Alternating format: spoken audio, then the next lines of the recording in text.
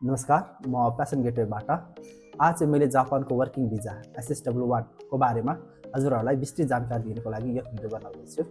इच्छुकहरूले अन्तिमसम्म हेरिदिनु होला। जापानको वर्किङ भिजामा जानको लागि चाहिँ प्रमुख 5वटा कुरामा ध्यान दिनुपर्ने हुन्छ। पहिलो कुरा रहेको छ जापानमा के काममा जान सकिन्छ।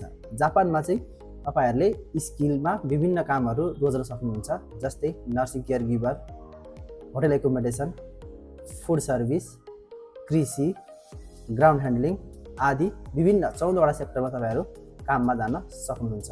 र यसमा स्यालेरी चाहिँ कति हुन्छ त भन्दा 1.5 देखि 2 लाखसम्म स्यालेरी हुने गर्दछ।